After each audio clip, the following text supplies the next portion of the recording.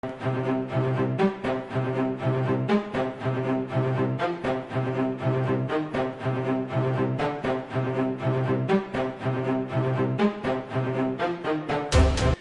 moi, ce que je veux, c'est que le 1er juillet, les 2 ou 3 ministres chargés des réformes, l'économie et les finances, le travail pour l'essentiel, arrivent avec des textes prêts et dans une forme de blitzkrieg, fassent passer devant le Parlement, en utilisant d'ailleurs tous les moyens que donne la Constitution de la Ve République, les ordonnances, les votes bloqués, le 49.3, tout ce qui est nécessaire, fassent passer en l'espace de 2 mois, sans interruption estivale, les 6 ou 7 réformes fondamentales qui vont changer le climat de l'économie et le climat du travail dans notre pays. C'est évidemment pour moi l'abrogation des 35 heures et la suppression de la durée légale du travail et le renvoi à la négociation dans les entreprises sans contrainte. C'est le nouveau code du travail, c'est la réforme de la fiscalité du capital, fondamentale pour relancer l'activité économique dans notre pays, c'est la réforme de l'assurance chômage, c'est la réforme de l'apprentissage et c'est les premières mesures d'économie sur le budget de l'État et sur le fonctionnement de l'État.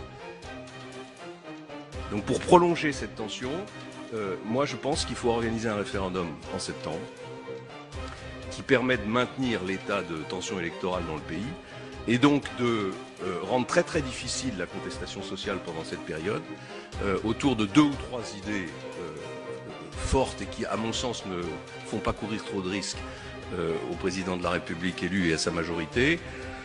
Ce référendum pourrait tourner d'abord autour d'une question fondamentale. Est-ce que vous êtes d'accord pour qu'on inscrive dans la Constitution le principe d'égalité des régimes sociaux entre le public et le privé?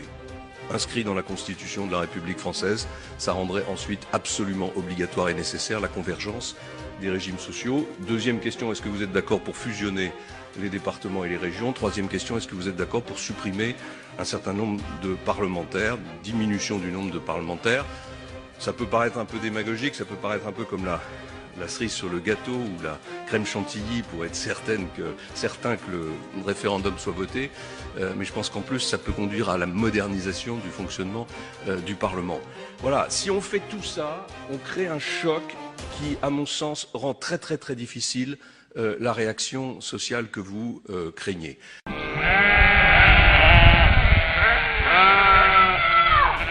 Vous voulez augmenter le temps de travail à 39 heures. Vous vous imaginez la pénibilité de notre travail? Est-ce que je peux vous donner un peu, quand même, quelques éléments d'explication? Je vous écoute, allez-y. Il faut savoir qu'on est dans une situation financière très difficile. Si on veut que les fonctionnaires, les employés du secteur public aient des augmentations de salaire, dans un contexte financier comme celui-là, il n'y a qu'une seule solution, c'est de proposer une augmentation du temps de travail. 39 heures, on les fait déjà. Mais, alors, on récupère la RTT. Eh bien, il faut qu'elle soit payée. Mais nous, on a besoin de notre RTT pour reposer. Parce que l'épuisement professionnel, il arrive aussi. On est deux pour 84 la nuit. Il faut répondre au téléphone, il faut répondre aux sonnettes. On fait les soins jusqu'à 3 heures du matin. Et vous dites que je ne pouvais pas faire 39 heures hebdomadaires? Non, c'est pas possible. Et qu'en pensez-vous? L'épuisement déjà en travaillant de nuit. Je pense simplement que partout autour de nous, on est à 39 heures. Voilà. Ce qu'on a besoin, c'est des moyens humains. Oui, mais il faut le payer, madame. Mais oui, donc on attend de votre part. Il faut... Que je fasse de la dette supplémentaire. Pas de dette. Ben oui, mais si, c'est ça aujourd'hui. Nous, la moitié quasiment de notre budget, il est en dette. Mais nous, on a besoin du personnel parce que nous travaillons avec les humains. Il faut trouver un compromis, donc plus de personnel, mais aussi un peu plus d'heures travaillées. Alors, ce que dit M. Fillon, c'est qu'il ne supprimera pas les postes d'aide-soignants, les postes soignants. Non seulement ça, mais je dis que s'agissant... Je dis ça... Moi, je suis administratif, par exemple. Oui, mais je pense qu'il y a beaucoup d'endroits où... Il y a beaucoup d'endroits où on pourrait réduire les contraintes administratives. Il y a beaucoup de formulaires inutiles, de bureaucratie inutile. Quand vous enlevez un agent administratif dans un service, qui c'est qui le fait derrière? C'est l'infirmière. Si c'est pas l'infirmière, ça sera l'aide-soignante. Comment ça se passe dans ces cas-là? Aujourd'hui, vous voulez nous faire travailler 39 heures, mais je pense que vous avez trouvé la solution pour les retraites. Parce qu'on ne va pas rester longtemps en retraite, nous, au niveau où on en est. Vous savez que la durée de vie, elle s'est allongée de façon considérable, mais surtout... Non, pour la vôtre. Non. Merci, messieurs, dames. Vous voyez que les débats sont denses. Non, mais je les connais, les débats.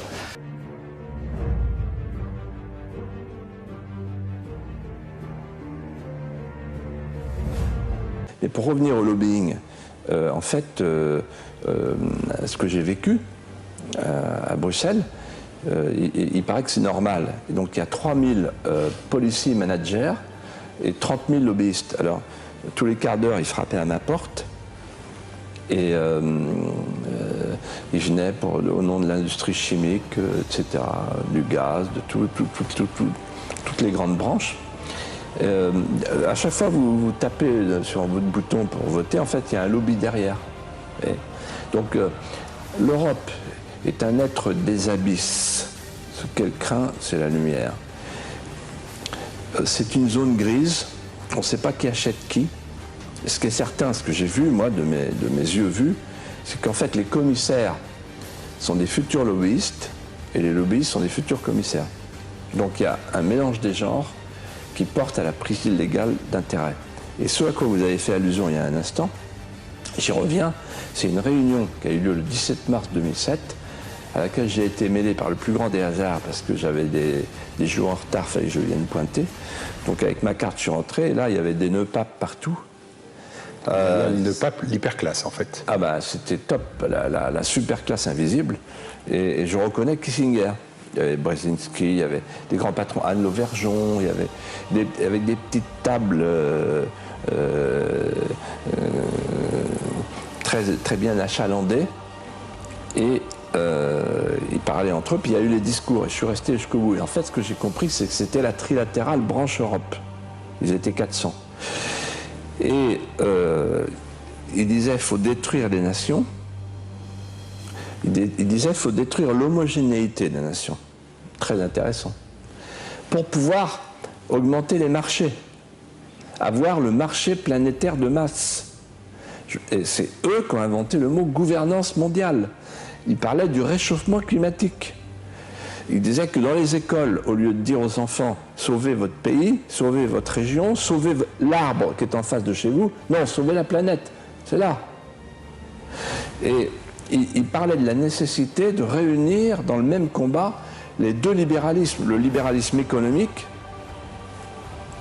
en faisant sauter les frontières, et le libéralisme sociétal. Ils ont le droit de discuter entre eux, ce sont des chefs d'entreprise, ou discuter aussi avec des chefs d'entreprise, ils l'ont fait au Parlement européen, pas forcément un complot.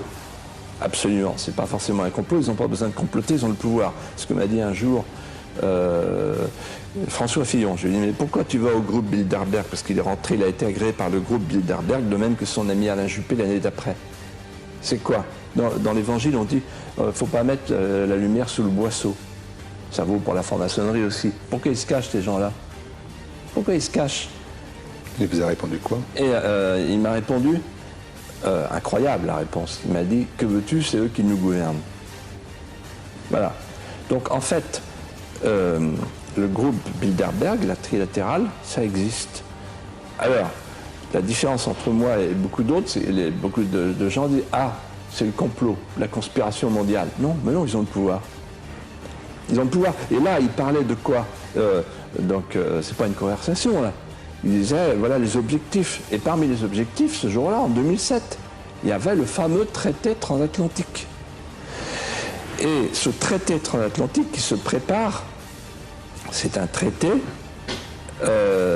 qui va installer un tribunal arbitral privé permettant aux entreprises multinationales, nationales, de traîner les États, de faire condamner les puissances publiques.